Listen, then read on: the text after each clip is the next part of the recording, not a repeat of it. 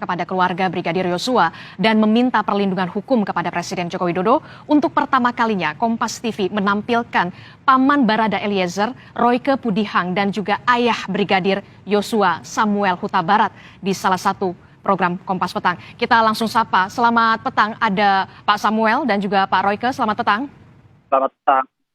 Ini pertama kalinya keluarga dari Yosua dan juga keluarga dari Eliezer bertemu satu frame di Kompas TV. Pak Royke, apa yang ingin disampaikan untuk Bapak Samuel Huta Barat terkait dengan kematian Brigadir Yosua? Ya, terima kasih. Salam Pak Samuel. Halo. Ya, saya atas nama keluarga besar Barada Eliezer yang ada di Manado. Ya. Pertama kami memohon maaf atas kejadian yang terjadi saat ini. Kami memohon ampun kepada Tuhan, juga minta maaf kepada keluarga yang ada di Jambi, keluarga Brigadir Yosua, kepada Bapak Samuel dan Ibu yang saat ini sakit. Kami mohon doa juga supaya Ibu Yosua cepat sembuh. Dan kami mohon keikhlasan Bapak dapat memaafkan Barada Eliezer, keponakan kami ini, Pak Samuel. Pak Samuel, Pak Royke sudah mengajukan permohonan maaf atas nama keluarga dari Barada Eliezer. Silahkan tanggapannya, Pak Samuel. Ya, terima kasih, Pak Royke. Kita selaku manusia, apalagi kita sama-sama menganut agama Nasrani. Ya, amin. Ada tertulis di Alkitab, boleh dibuka, Lukas pasal 23. Lukas pasal 23 ayat 34 tentang Yesus yang disalibkan. Yang berkata, Yesus berkata, "Ya Bapa, ampunilah mereka, sebab mereka tidak tahu apa yang mereka perbuat." Sedangkan Yesus mengampuni orang yang menyiksa dia sudah di kayu salib. Kita manusia biasa berkewajiban, apalagi kita pengikut Yesus Kristus, memaafkan sesama manusia. Itulah yang diajarkan di agama kita.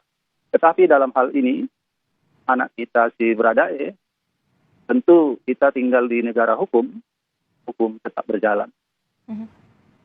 Oke, itu artinya Pak Samuel, memang Pak Samuel mungkin berat sekali ya, pasti berat sekali untuk menerima ini. Tapi dari hati kecil yang paling dalam Pak Samuel, apakah keluarga dari Yosua Huta Barat memaafkan dari Barada Eliezer? Kami memaafkan. Memang secara manusiawi kita ada hal-hal yang luput dari kontrol kita sendiri. Kami memaafkan apa yang Barada perbuat. Tentu seperti yang saya utarakan pertama tadi, kita tinggal di negara NKRI, tentunya ada konsekuensi apa perbuatan kita di negara ini. Ada undang-undangnya, tentu hukum terus berjalan. Memaafkan tetapi hukum tetap berjalan. Begitu kalimat yang diucapkan oleh Pak Samuel. Pak Royke, tanggapannya seperti apa? Ya, kami berterima kasih kepada Bapak Samuel dan keluarga yang sudah sudi rela memaafkan keponakan kami Barada Eliezer. Apa yang diperbuatnya mungkin di luar dugaan kami keluarga. Dan pada saat peristiwa itu, Pak Samuel, kami keluarga di Manado seakan tidak percaya. Dan kami keluarga merasa tertekan, gelisah dengan apa yang terjadi di Jakarta ini, Pak. Kami kan dari Manado jauh ke Jakarta. Kami cuma kaget melihat di media-media itu berita penembakan almarhum Brigadir Yosua. Tapi kami berterima kasih atas permohonan maaf kami diterima oleh Bapak Samuel dan keluarga. Dan kami tetap berharap juga proses hukum di negara Indonesia pasti tetap berjalan. Ya, Bu. Oke, selanjutnya apakah rencananya dari keluarga Barada Eliezer ini akan mencoba berkomunikasi juga kepada keluarga Brigadir Yosua atau bertemu? Apakah sudah ada rencana itu, Pak Royke? Ya, Bu, kalau kita ada kesempatan, kita juga mewakili keluarga atau ada yang juga keluarga saya suka juga ingin bertemu dengan keluarga Bapak Samuel.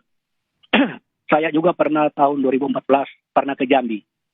Punya keluarga juga di Jambi. Keluarga saya di Jambi juga kawin sama orang Batak, Tampu Bolon. Juga ipar saya yang ada di Manado, Oke. famnya Purba Batak. Ya. Jadi kita sama. Ya. Kami berharap kalau ada Tuhan berkenan, kami akan juga bisa bertemu dengan keluarga Bapak Samuel yang ada saat ini. Oke, Pak Samuel, Kapolri kemarin mengatakan memang penembakan ini Barada Eliezer atas perintah dari Irjen Verdi Sambo. Itu artinya Barada Eliezer hanya diperintah. Tanggapan dari Pak Samuel sendiri? Tanggapan kami hanya singkat saja, selaku Barada E adalah bawahan. Itulah struktur di kepolisian turut perintah atasan.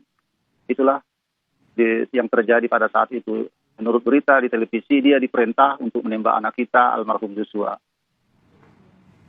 Dalam hal ini tentu Barada E tidak ada niatan untuk menembak, tetapi atas perintah pimpinan, itulah yang terjadi. Oke, Pak Royke, tanggapannya, ini adalah atas perintah dari pimpinan Irjen Verdi Sambo, Barada Eliezer menembak Brigadir Yosua. Pak Royke? Ya, kami juga tidak menyangka akan hal ini bisa terjadi. Barada Eliezer bisa menembak temannya, Brigadir Yosua, tapi itulah risiko jabatan. Ya, kami hanya berharap, Bu, Pak Samuel, apa yang terjadi sekarang akan menjadi pelajaran kepada kami, kepada kita semua di masa-masa akan datang. Tapi kami berharap dan kami berterima kasih juga atas permohonan maaf kami, keluarga besar Barada Eliezer yang ada di Manado, mengenai permohonan maaf kami yang sudah diterima oleh Bapak Samuel, ayahanda dari Brigadir Yosua, dan ibu yang saat ini sementara sakit. Dan itulah kami hanya berharap Pak Samuel, tetap kami melihat sekarang hukumnya sementara berproses. Kami hanya melihat saja di televisi apa yang terjadi di depan, Pak Samuel. Tentu keluarga tidak menyangka Barada Eliezer kemudian bisa menembak rekan sesamanya, yakni Brigadir Yosua, begitu. Sosok Eliezer sendiri di mata keluarga seperti apa, Pak Royke? Saya mengetahui ini Barada Eliezer ini dari kecil dia anak dengar-dengaran pada orang tua. Dia tidak pernah merokok, tidak minuman-minuman keras, dan anak yang rajin membantu orang tuanya.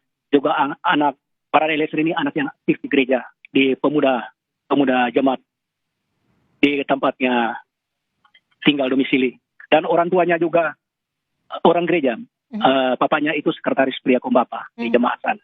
Ya, jadi kami shock dan kami tidak menyangka terjadi peristiwa ini. Keluarga dari Eliezer pastinya shock dan tidak menyangka Barada Eliezer. Tidak menyangka kejadian ini. Kejadian ini, Pak Samuel. Oke. Pak Royke, apakah sebelum peristiwa dari kematian Brigadir Yosua ini, apakah Eliezer sempat bercerita atau pernah bercerita soal bagaimana hubungan Eliezer dengan teman-temannya sesama ajudan dan juga kepada keluarga dari Verdi Sambo seperti apa? Apakah pernah bercerita Eliezer ini? Dia pernah bercerita berapa bulan lalu sebelum kejadian ini, waktu dia pernah datang ke Manado waktu habis Natalan itu kalau tidak salah. Dia undang kita keluarga untuk beribadah di rumah. Kita tanya, orang tuanya bilang, dia sudah jadi ajudan Pak Sambo. Kita tanya, gimana pimpinan? Dia bilang Pak Sambo dan ibu itu baik sekali. Ramah kepada semua ajudan. Jadi mereka di rumah itu semua diperlakukan seperti anak. Dia pernah bercerita, Pak Sambo, Pak Verdi Sambo dan ibu itu orangnya baik. Dan hubungan antara mereka ajudan itu baik. Dia pernah cerita. Oke, jadi ketika Eliezer pernah mengatakan atau pernah bercerita hubungan sesama ajudan dan juga Verdi Sambo dan keluarga ini begitu ramah, begitu ya, begitu baik. Ramah. Betul. Dia pernah cerita. Pak Samuel, Ya. Bagaimana dengan cerita dari Brigadir Yosua semasa hidupnya? Apakah juga pernah bercerita yang sama atau seperti apa soal keluarga dari Verdi Sambo dan juga hubungan sesama ajudan di sana? Anak kita menceritakan hanya sepintas, soalnya yang diceritakannya sama kita tentang di rumah Pak Verdi Sambo sama seperti yang ditarakan saudara kita yang dari Manado tadi. Semuanya hubungan di sana baik-baik. Pak Verdi dengan Ibu Putri begitu baik terhadap bawahannya. Jadi sejak peristiwa ini terjadi, kami sangat terkejut. Apa mungkin terjadi di rumah Bapak itu? Yang kita dengar selama ini, cerita dari anak kita Joshua, begitu baik hubungan mereka itu. Jadi kita sangat terkejut kok bisa terjadi. Itu yang terjadi di benak kita. Tidak ada pernah bercerita ancam mengancam, tidak pernah ada cerita